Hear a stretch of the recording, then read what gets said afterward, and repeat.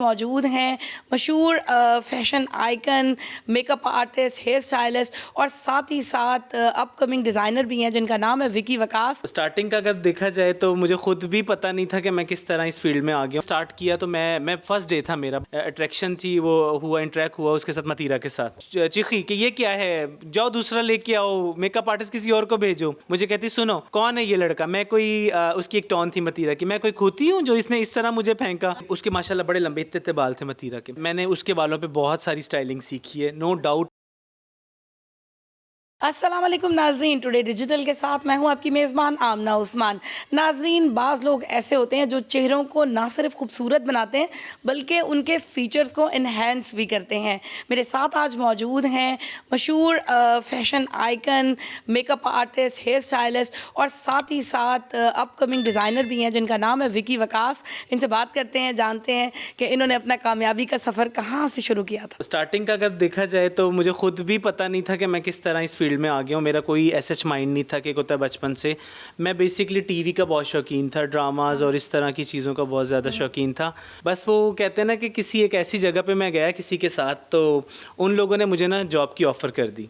हाँ, उन्होंने मुझे कहा कि ये क्या करते हो आप? मैंने कहा मैं स्टडी कर रहा हूँ। तो उन्होंने कहा कि काम के साथ साथ अगर हम आपको सिखाएं भी और इस चीज़ को अगर आप चाहते हो सीखना, टीवी पे अगर आप रहना चाहते हो यहाँ पे कि टीवी में आना चाहते हो, तो आप पहले ये काम सीखो। मेरा एक कज़न था, वो था सेट डिज़ाइनर एक चैनल पे। तो उसमें हुआ ये कि मैं वहाँ पे किसी के साथ गया तो उन्होंने मुझे चैनल की ऑफ़र कर दी कि आप यहाँ पे जॉब करो, तो आपको हम सिखाएंगे भी, आपको यहाँ पे रोज़ आना, एक्टर्स भी देखने को मिलेंगे, आपको यहाँ पे टीवी में आने का भी मौका मिलेगा। बेसिकली मेरा लालच जो था वो ये था। ये स्टार्टिंग हुई, मैं वहाँ गया, मैंने घर आया, मैंने बताया कि इस तरह मुझे जॉब की ऑफ़र हुई है ना, कि काम करने की, तो पैसे भी देंगे वो मुझे।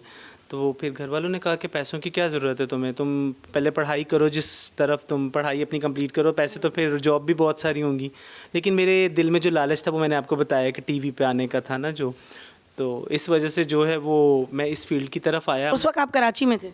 हाँ, मैं कराची में था, अभी भी स्टिल मैं कराची में हूँ। मेरा स्टार्ट जो है वो कराची से, कराची मीडिया के साथ मेरा और जितने ये आर्टिस्ट हैं, जितनी एक इंडस्ट्री है, बड़ा अच्छा मेरा रिलेशन है वहाँ पे। मेरी बड़ी अच्छी एक काम की यादें रही हैं। तो अब आके लाहौर में आया जब, तो एक विज़िट हुआ, यहाँ का काम भी किया। लेकिन वो एक था ना कि जहन में कि जो मेरा स्टार्ट था, उस स्टार्ट को आपने जब मुझे कहा तो मुझे फ़ौरन से वो वाली हैपनिंग्स याद आई, क्या हुई, काम क्या किया। दैट टाइम जब मैंने स्टार्ट किया तो मैं फर्स्ट डे था मेरा। बड़ा अच्छा एक मेरा वाक़या मैं आपको सुनाता हूँ, मज़ेदार है। अच्छा। और बड़ी अच्छी हमारी एक आर्टिस्ट भी हैं, मॉडल भी हैं, और आप उन्हें कह लें, अब वो होस्ट भी बहुत अच्छी थी, शुरू से वो होस्ट बहुत अच्छी थी। First she start from the yoga. तो उन्होंने ना मेरा स्टार्ट उनके साथ हुआ, मेरा पहला दिन था। उसमें हुआ ये कि फिर मैं जैसे ही गया, मेरा फर्स्ट डे था, मेरा पहला जो अट्रैक्शन थी वो हुआ, इंटरेक्ट हुआ उसके साथ, मतीरा के साथ। ओह माय गॉड, मतीरा के साथ आपने अपने करियर का आगाज़ किया। बिल्कुल जी, मतीरा के साथ मैंने किया, क्योंकि उस वक्त मुझे नहीं पता था कौन है वो, योगा की उसकी कुछ रिकॉर्डिंग्स चल रही थी। फर्स्ट डे था, मुझे कहा कि जाएं पीछे ना आप कॉम्पैक्ट और ये चीज़ें दे के आएँ। मैंने कहा वो फेस पाउडर, आपको पता है ड्यूरिंग द शूट स्वेटिंग आ जाती है, टिश्यूज़ वगैरह। तो मैं वहाँ गया और मैंने जाके ना, उन्होंने कहा जी ऊपर नहीं आना, वो नीचे वाइट शीट थी जिसके ऊपर वो सुबह में योगा कर रही होती थी, तो वाइट शीट पे आपने शूज़ लेके नहीं आना। मैंने कहा ओके, कॉम्पैक्ट के लिए भेजा। मैंने वो कॉम्पैक्ट दिया, उन्होंने पकड़ा दिया। मैंने, उसने ऐसे करके विदाउट मिरर उसने यूँ करके पूरा अपना वो किया। उसके बाद मुझे कहती है मिरर भी दो। मैं मिरर लेके आया, दूसरा चक्कर गया, मैं मिरर लेके मेकअप रूम से आया। फिर उन्होंने कहा मिरर दिखाओ। जब उसने मिरर देखा तो उसका बेसिकली उसने ब्राइट बेस की हुई थी। अच्छा। मैंने डार्क कॉम्पैक्ट जो था उसको दे दिया। उसने जहाँ जहाँ पफ किया वो वहाँ पे पैच आ गए। Oh my God. उसने ना एकदम से लाइक चीखी कि ये क्या है, जाओ दूसरा लेके आओ, मेकअप आर्टिस्ट किसी और को भेजो। अच्छा, मुझे कहता है, वो लड़के कहते हैं जाइए आप टिशू लेके आए। मैं गया, मैं टिशू लेके आया। अच्छा, टिशू के लिए मुझे याद क्या था कि पाँव जो है ना शूज़ ऊपर लेके नहीं जाना, वाइट शीट बिछी हुई है। मैंने क्या किया, मैंने दूर से यूँ करके टिशू फेंक दिए।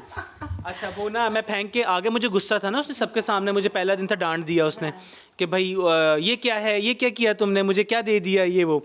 अच्छा, मैं ना चला गया, फेंक के मैं चला गया। अच्छा, पीछे बोल रही है हेलो एक्सक्यूज़ मी, उसकी टोन बड़ी मज़े की थी मतीरा की। तो हुआ ये कि मैं ना फेंक के चला गया, वो पीछे ही मेरे मेकअप रूम में आ गई। मुझे कहती सुनो कौन है ये लड़का, मैं कोई उसकी एक टोन थी मतीरा की, मैं कोई खोती हूँ जो इसने इस तरह मुझे फेंका, मैं कोई क्या हूँ, लाइक वो बड़ा मज़े का एक वो था उस वक्त शुरुआत थी। तो वो हुआ ये कि मैं ना एकदम चुप करके खड़ा हो गया। तो फिर वो जो मुझे इंचार्ज थी जिन्होंने फर्स्ट डे मुझे ऑफ़र किया था, उन्होंने मुझे बाद में समझाया कि ऐसे बेटा नहीं करते, आप हाथ में चीज़ देते हैं। मैंने कहा उन्होंने तो मना किया था कि ऊपर नहीं जाना। फिर उसके साथ बड़ी अच्छी सेकेंड डे फिर रिकॉर्डिंग थी। सीखते चले गए। हाँ, फिर उसके बाद ये हुआ। और मैं मज़े की आपको बात बताऊँ, मैं बिल्कुल भी स्टाइलिश नहीं था। अगर मतीरा को आज याद हो, मतीरा ये चीज़ देख रही हो, मेरे पास पिक्चर्स भी हैं बहुत सारी पड़ी। उसके माशाल्लाह बड़े लंबे इतने बाल थे मतीरा के, उसके बाल किसी से कवर नहीं होते थे। अब वो मैंने ना क्या करना, चुटिया बनानी, उसको लपेट देना, दूसरी चुटिया बनानी उसको साइडों पे। तो उसके ना हेयर स्टाइलिंग उसको मज़ा आता था कि हेयर स्टाइल हल्का सा स्ट्रेट किया। और फिर वो टाइम तक अब आपके उसके अच्छे ताल्लुकात हो गए। उसके बहुत अच्छे ताल्लुकात। अच्छा उसने रोज़ाना इम्प्रेस हो जाना, उसने कहना अच्छा चलो आज कुछ नया बनाओ। अच्छा मैंने जो भी बात है, मैंने उसके बालों पे बहुत सारी स्टाइलिंग सीखी है, नो डाउट मैंने, क्योंकि माशाल्लाह इतने लंबे बाल जब आपको मिले शुरू में तो आपने सीखना होता है। उसके बाद ये हुआ कि मैंने उस पर डिफरेंट हेयर स्टाइल बनाने, और इस तरह करते करते फिर एक और होस्ट थी, उसने मुझे लाइनर सिखाया, उसने मुझे ब्लो ड्राई सिखाया। मैंने उसके बालों में सारा ब्रश फंसा दिया। सोचें, सारे ब्रश अपनी तरफ से, मैंने कहा मैं करता हूँ। ये कौन सी होस्ट थी? ये थी निदा के नाम से थी। निदा के नाम से थी बेसिकली। ये लड़की पंजाबी शो करती थी, उस वक्त लिंक देती थी गानों के, पंजाबी होस्टिंग करती थी। तो बीटा नाम का एक शो था, वो करती थी। तो उसमें ये हुआ कि मैंने उस पर ब्लो ड्राई सीखा, फिर उसका ब्रश फंसा दिया। वो कहती मैं यही ब्रश लेके अब जाऊंगी आपके इंचार्ज के पास।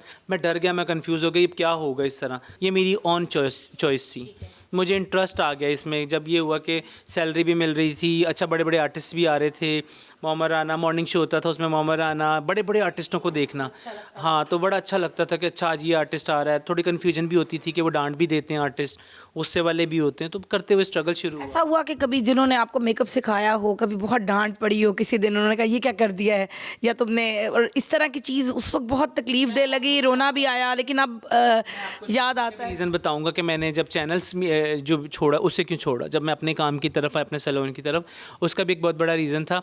मुझे डांट पिटी, मुझे 2 बार डांट पिटी। और एक थे अंजुम रिजवी साहब, वो करते थे करंट अफेयर का प्रोग्राम, उनका मेकअप मैं कर ही नहीं सका, एंड दिन तक मैं नहीं कर सका, और वो सेटिस्फाई भी नहीं हो पाए। फिर जीएम था, जीएम की वजह से मैंने ये मीडिया को लेफ्ट कर दिया। चैनल की job as an makeup artist वो मैंने, क्योंकि मेरा ना ये हुआ कि उन्होंने डांट दिया, किसी चीज़ पे शूट पे जाना था आउटडोर, तो मैं बड़ा लॉयल्टी के साथ काम कर रहा था कि मैं चैनल में सुबह से लेकर शाम तक रिकॉर्डिंग चल रही होती है, एक होस्ट आ रही है, दूसरी जा रही है, उसका मेकअप। लेकिन वो फिर ये हुआ कि मेकअप आर्टिस्ट ख़त्म हो गए, मतलब ऑफ कर गए, कुछ छोड़ गए, तो मैं रह गया पीछे। अब 2 थे, एक शाम की शिफ्ट का था, एक सुबह की। तो उसमें हुआ ये कि वो उन्होंने मुझे कहा जाएँ, जब आउटडोर शूट है उस पर आप जाओ। मैंने कहा इसके बाद करंट अफेयर का प्रोग्राम है सर, वो कौन करेगा? उन्होंने कहा जाए, मैं आपको बोल रहा हूँ। मैं शूट पर नहीं गया, तो उन्होंने थोड़ा सा मुझे डांटा। तो उस बात के ऊपर मैंने कहा कि उन्होंने बहुत गलत तरीके से, अब मीडिया में काम नहीं करना। फिर मैंने उस वक्त, अगर मैं उसके बाद अगर छोड़ देता, मैं स्पेसिफिक ना उसको सीरियस लेता उस चीज़ को, तो मैं शायद जो है वो कंटिन्यू रखता। लेकिन मैंने उसको सीरियस लिया, तो मैंने छोड़ दी जॉब। सैलून्स कितने बना चुके हैं अभी तक? माशाल्लाह 2, एक मेरी कराची में चल रही है और एक जो मेरी ये ब्रांच। अच्छा मुझे ये बताएं कि कैसा लगता है कि पीछे मुड़ के जब देखते हैं अपने सैलून का सफ़र, अपने मेकअप का सफ़र, कि मैंने कहाँ से शुरू किया था और कहाँ, मुझे उस वक्त कॉम्प्लेक्शन का ही नहीं पता चलता था कैसे मेकअप करना है, और आज मैं माशाल्लाह से इतना अच्छा मेकअप कर लेता हूँ, इतना अच्छा हेयर स्टाइलिस्ट हूँ, यहाँ तक कि मैं इस वक्त एक फ़ैशन आइकन हूँ, लोग मुझे ट्रेंड सेटर कहते हैं। हाँ बिल्कुल, बेसिकली मैं बताऊँ, हर चीज़ के पीछे हर जगह पे किसी ना किसी का आपका साथ बहुत ज़रूरी होता है। मैं यहाँ पे जब नया आया, मुझे नहीं पता था कुछ भी कि क्या है। मैंने एफ़र्ट्स किए 6 से 7 महीने यहाँ पे मैंने एफ़र्ट्स किए। मुझे बिल्कुल भी पता नहीं था कि लाहौर क्या है, किधर जाना है, किधर से आना है, कौन सी जगह, मैं यहाँ कहाँ आ गया हूँ, मुझे समझ में नहीं आई। मेरा मेंटली एक लेवल था कि मैं वाइंड अप कर दूँ बस। अब मुझे नहीं समझ में आ रही, क्योंकि नई जगह, नए लोग, नया शहर, बहुत सारी चीज़ें। तो फिर एक ये टाइम आया कि मैंने जगह चेंज की। किसी ने कहा आप जगह चेंज करके एक ट्राई कर लो, अब इतनी दूर खोल तो लिया तुमने, अब वापस वाइंड अप करके फिर वापस जाओगे जहाँ से आए थे वहाँ पे भी। मेरा वो भी चल रहा होता था, मैं टाइम देता था, 20 दिन इधर 20 दिन उधर। वो फिर ये हुआ कि एक सैलून मैंने बनाया मेन मार्केट गुलबर्ग, वहाँ पे बनाया। उसमें बस थोड़ा सा स्टार्टिंग थी। उसके बाद बहुत स्टार्ट के बाद ही मुझे मेरी मुलाकात एक बहुत अच्छी मेरी दोस्त से हुई। उसके बाद वो मेरी बहन बनी, तो उसकी भी बहुत अच्छी सपोर्ट थी। सपोर्ट इन सेंस कि उसने मुझे लोगों का बताया, उसने मुझे यहाँ का चीज़ों का बताया कि कैसे चलना है, कैसे नहीं चलना। Basically she was very popular on media, on TikTok. नाम है उनका अनमोल नूर। लोग आपको ट्रेंड सेटर कहते हैं, क्या वजह? क्योंकि मैंने जब यहाँ पे शुरुआत की, तो आपको पता है कि आजकल जो दौर चल रहा है वो है एक्सटेंशंस का। तो उसमें ये हुआ कि मैंने माशाल्लाह एक्सटेंशन जो थी वो शुरुआत की, और वो मैंने उसी पे की, अनमोल नूर पे की, उसका कलर चेंज किया, उसी पे मैंने एक्सटेंशन की शुरुआत की।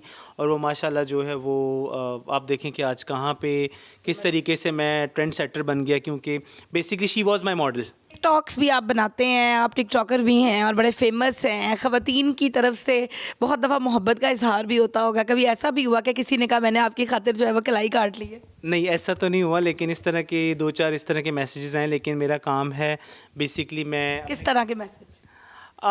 मतलब इसी तरह ही होते हैं कि आप फ्रेंडशिप करें, ये चीज़ें, ये बड़ा एक वो है। लेकिन मैं बिल्कुल भी इसमें नहीं, क्योंकि मैं जिस मकसद से आया हूँ और मेरी जो पायदारी है वो यही है कि मैं किसी के साथ फ्रैंक नहीं होता।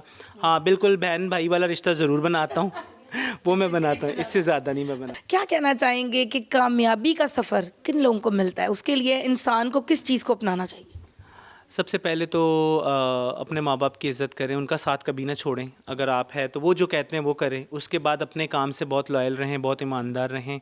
जब तक आप अपने काम से, अपने आप से ईमानदार नहीं हैं, आप अपने काम से लगन नहीं करेंगे, आपकी कामयाबी कभी भी नहीं मिलेगी आपको। और आपको अपने आप को आप ईज़ी वे में मत समझें कि मैंने बहुत ईज़ीली और पुरसुकून से जो है मैंने अपना नाम और अपना वो करना है। जब तक आप एफ़र्ट्स नहीं करेंगे, जब तक आप मेहनत नहीं करेंगे, जब तक आप स्ट्रगल नहीं करेंगे, जब तक आप कहते हैं ना धक्के नहीं खाएँगे, तब तक आप कुछ भी हासिल नहीं कर सकते। नाज़रीन, विक्की वकास ने बहुत खूबसूरत बात की है और उन्होंने कहा है कि जिस वक्त तक आप एफ़र्ट्स नहीं करेंगे, लगन नहीं होगी आपके अंदर, आप धक्के नहीं खाएंगे, आप कामयाबी का सफ़र पूरा नहीं कर सकते हैं। कमेंट सेक्शन में ज़रूर बताइएगा कि आपको विक्की की कौन सी बात सबसे अच्छी लगी है।